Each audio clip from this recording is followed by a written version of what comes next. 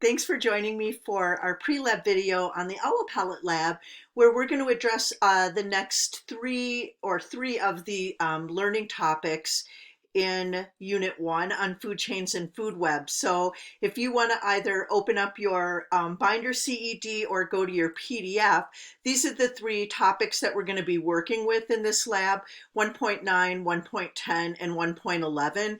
You can read through those specific topic pages. Remember, we get that broken down with my enduring understanding, the learning objective, and those really critical essential knowledge statements. Remember, that's what focuses in on the parameters of what students are expected to know about that topic.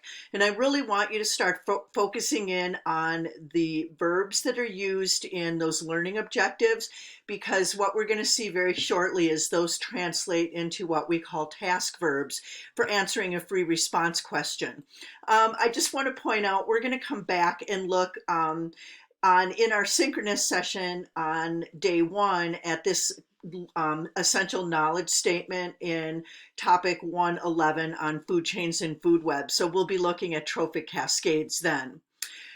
So to introduce the concept of food chains and food webs, I like to use the same approach that I did with biogeochemical cycles, that ABC, activity before content.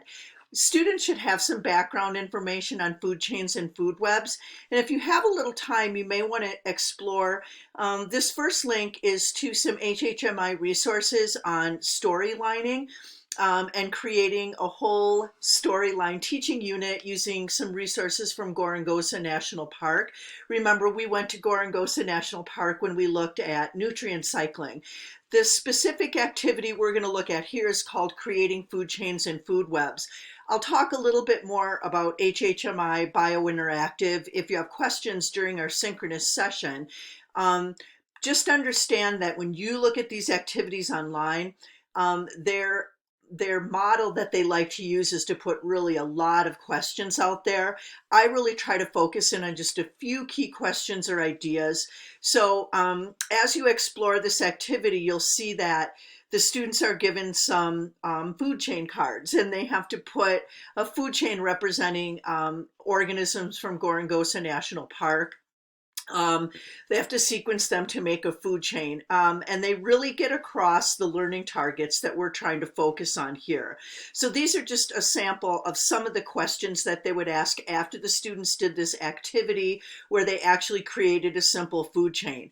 I find my students can go through this very quickly because, again, they've had the information. This is asking them to start thinking at it at a little bit higher level, that we're really going to draw in from that idea that we first established in Unit 1 on ecology, that all matter has to cycle, and we're going to start to apply that to how food and energy is transferred in a food chain. I'll point out the fact that in the questions that HHMI asks, they're written knowing that AP teachers are going to want to use these. And we just saw a lot of justify a claim on this year's exam. The second part of the activity is introducing them or reintroducing them to the energy pyramid. And so it gets them to start thinking about that. And notice they are describing how, which is the same terms, the same verbiage that we're seeing in our learning objectives, or what students should have to know, or not only what they have to know, but how they have to communicate, what they have to do.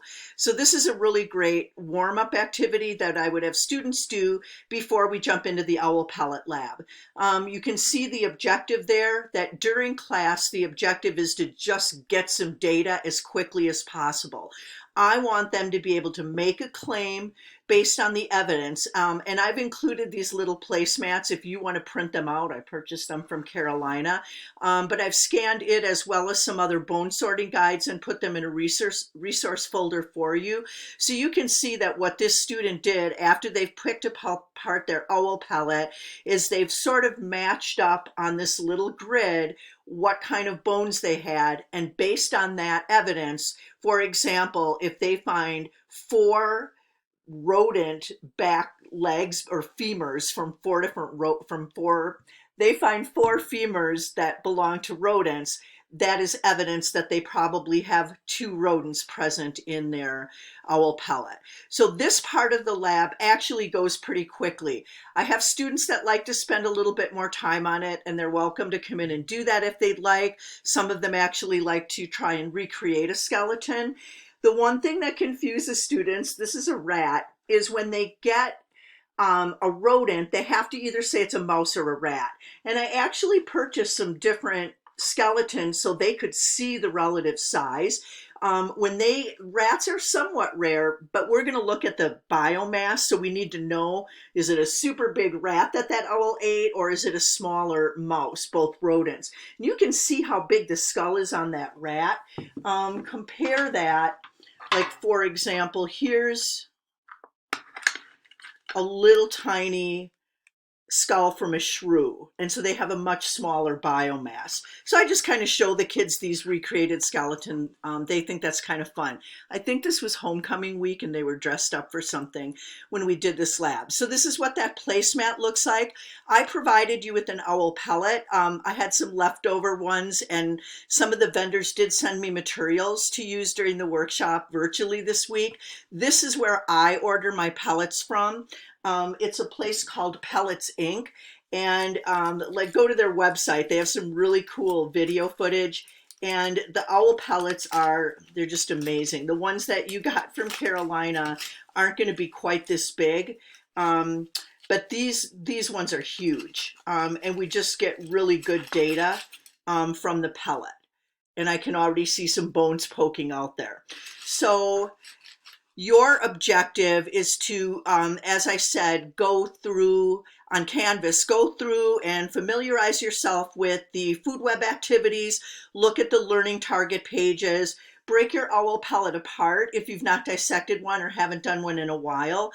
Take a look at that placemat and make sure you conceptualize that the goal of having students dissect that is to get evidence, to say this, based on my evidence in this pellet, I am making a claim about what that owl consumed.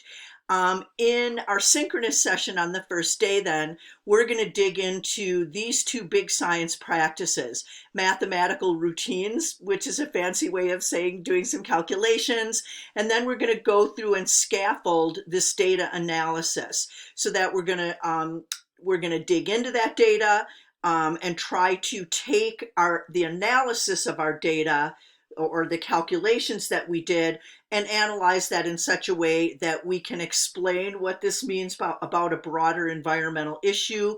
We're actually going to create that trophic pyramid that shows energy transfer based on our data. So good luck digging into those resources, and I'll see you soon.